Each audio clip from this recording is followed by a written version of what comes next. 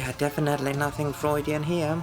Hello human people, and welcome to Queerly Read, where I have dug up my vampire shirt, which is almost entirely made out of oil, which means I am dying right now. Because this time we're looking at First Kill, Netflix's addition to the delightful genre of lesbian vampire fiction, and specifically how queer coding and individualism affect the representation of the show's queer characters. So let's get started, and beware spoilers ahead. There's two layers of queerness in First Kill. One is representation, and the actual smooching and talking about queerness. The other is coding. This is a pretty common thing in modern fantasy or sci-fi that somehow centers queerness. You have the actual thing being represented, but this is also reinforced through coding the characters queer through what they are. This is an obvious contrast to when creators could only hint at a character's queerness because they weren't allowed or it wasn't marketable to even mention that queerness existed. For example, vampires have been hella gay since their modern form took shape in Carmilla and Dracula. But we've been able to say it, couple of decades or so. One conclusion one could make is that coding is a kind of outdated mode of representing queerness, while directly representing is a more modern, more honest way. But in my opinion, coding can still do something that simple representation can't. In speculative fiction, for example, it mixes queerness with all kinds of different elements of the narrative, creating combinations that you don't really know the effect of until the thing is done, and with the consumer, person who actually analyzes that. This makes it more fluid and open to different kind of outcomes, which might hint at new kinds of existing. Representation, on the other hand, is often backward-looking. By that I mean that it looks at things that already exist and transplants those on the screen through the lens of the creator, obviously. And although I recognize the importance of this, it never really excites me as coding does, which can create totally new kind of ideas in my head. But if not handled carefully, coding can also end up creating mixes of meaning that might come out seeming pretty confused, which I think First Kill shows excellently.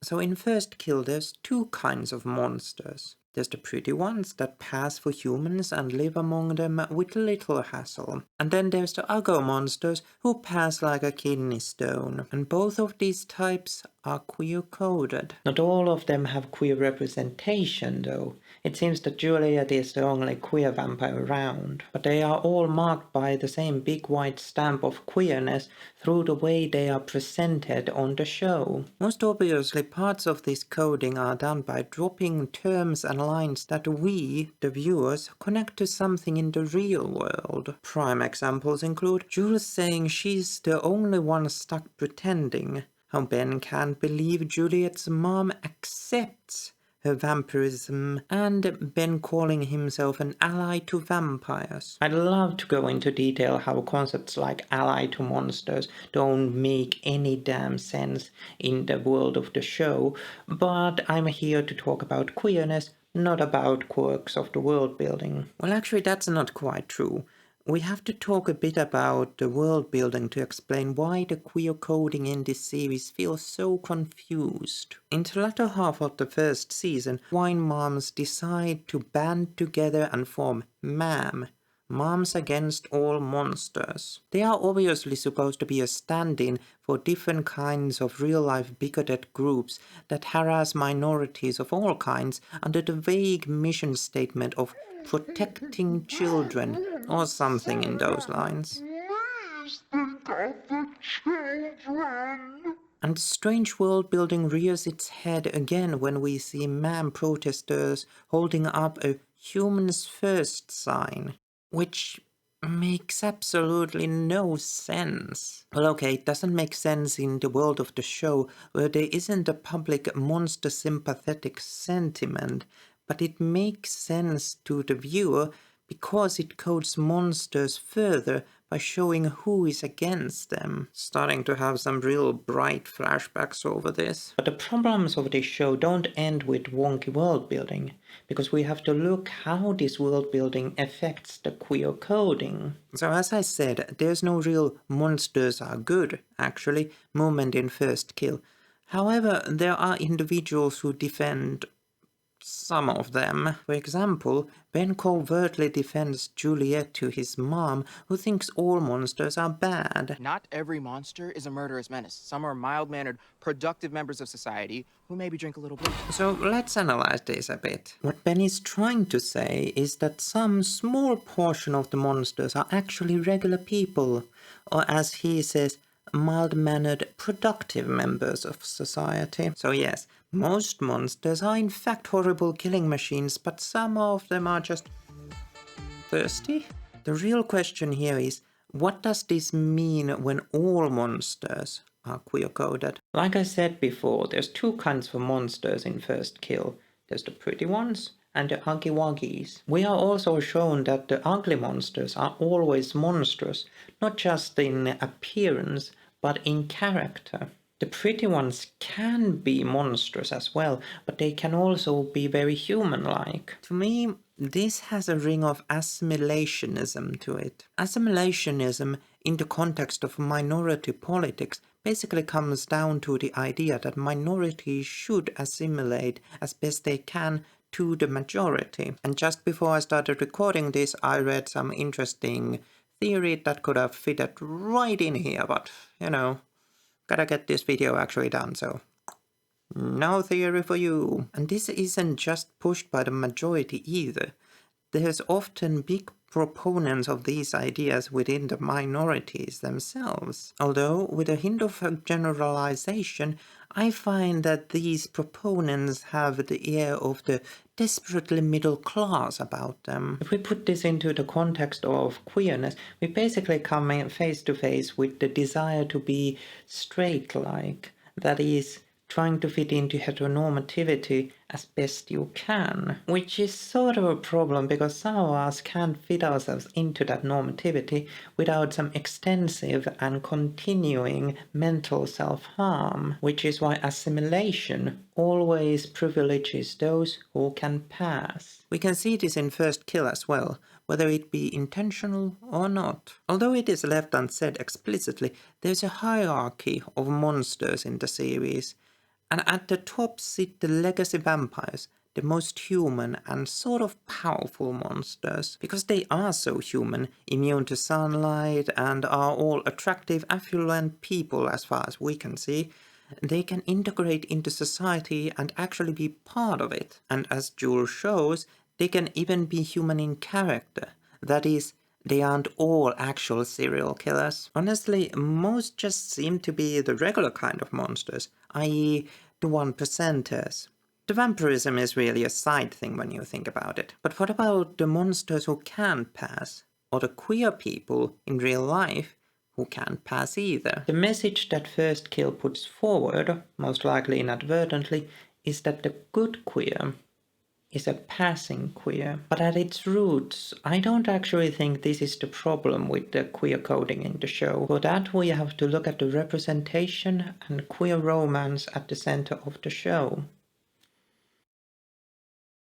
So on my second watch through of this show, I had kind of forgotten how much extra stuff is in this show. But we know why we're all here. It's that lesbian teenage romance in the center of it all. And maybe some of us read it's kinda like Buffy, which okay.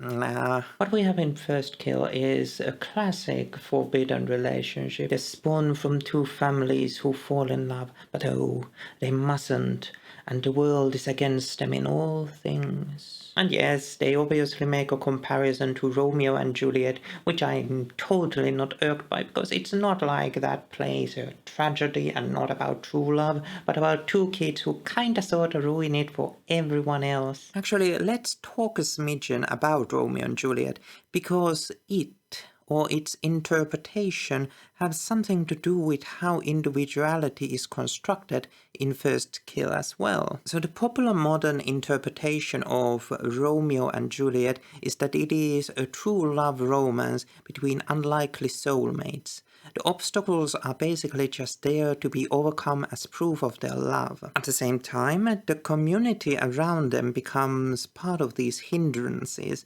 and we begin to form an individualist bubble. What I mean by an individualist bubble is that Romeo and Juliet are presented as the only people who matter, and their love is presented as something special and unique. And we could go on a whole tangent and maybe even a whole video about how this is related to individualism's rise in Western culture, but we gotta get back to First Kill right now. One of the ways First Kill constructs the uniqueness of Cal and Jules' relationship is that there is no visible queer community. Sure, in the background of shots we see people who might be queer, but they are never interacted with.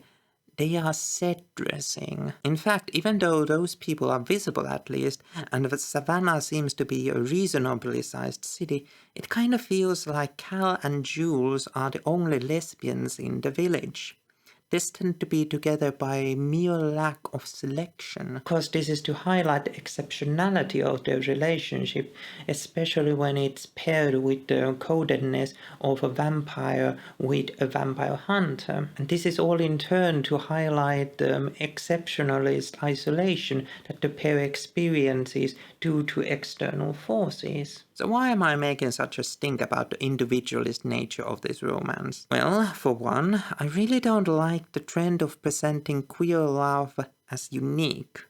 Not unique when compared to straight love, but in general as an occurrence. What this does is it over-highlights and constructs the smallness of the queer experience, how exceptional it supposedly is. This trend was far bigger in the 2000s and has since kind of fizzled out, but still tends to rear its head from time to time. Another reason is that it presents queer relationships as being purely individualist, something between special people who are exceptional because of their queerness. This makes it seem like queer people are always exceptions, instead of recognizing that queerness is a consistent phenomenon throughout human existence. The effect of this is twofold. The role of community in queerness is obfuscated, and the difference between straight and queer people is overemphasized. If you've watched any of my videos, this might seem a bit contradictory because I tend to try and establish a difference between straightness and queerness.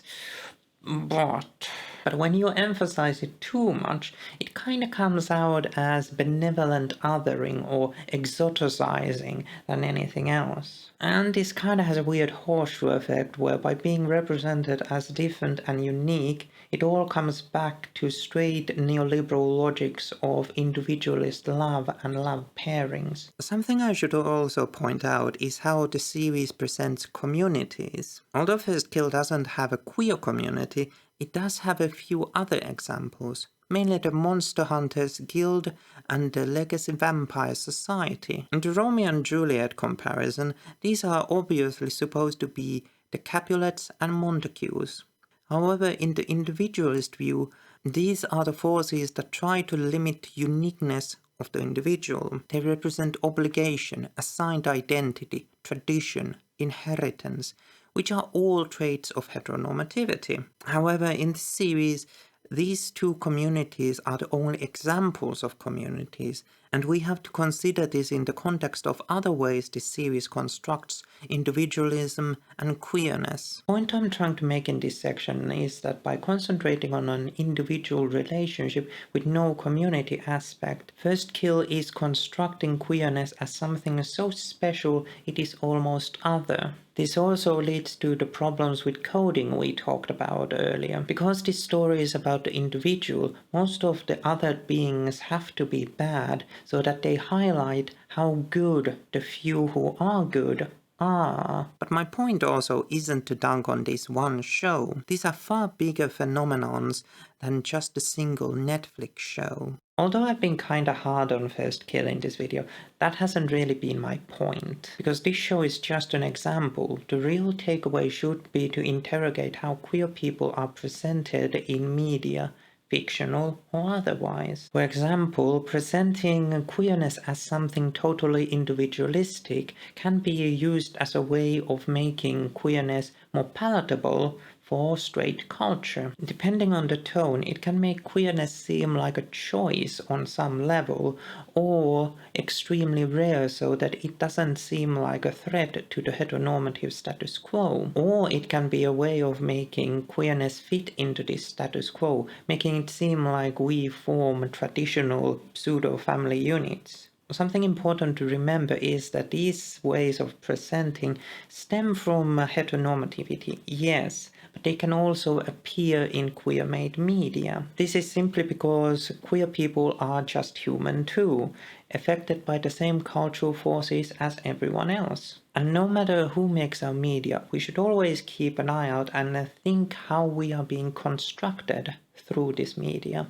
Hey human people, so while I was editing this video, as some of you will probably know, it was announced that First Kill will be cancelled and not get a second season, which is sad because, you know, even though I've kinda dunked on the series in this video, what I think and always will think is that a series that continues can get better, and a series that doesn't, well, obviously can't.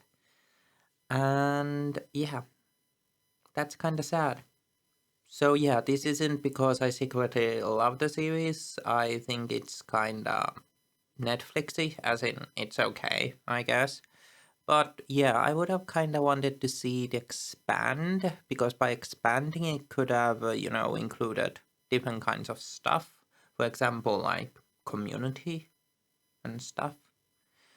But yeah, in any case, like, it's cancelled, that's kind of sad, but, I think we all knew that Netflix would do this, so, this is the Netflix way. Anywho, back to the end of the video. Beep boop. And those were my thoughts on First Kill, queer coding, and individualism. Hopefully I came across like I actually had a point there. But if you have something to add or want to suggest a show that I should do a video on, leave a comment down below and leave a like and subscribe while you're at it. And if you're feeling really generous, you can head on over to my Patreon, where you can get access to my videos 1 week early and also get updates on my progress through my projects. The link there and my social media platforms are down in the description. But for now, I'll see you in the next video.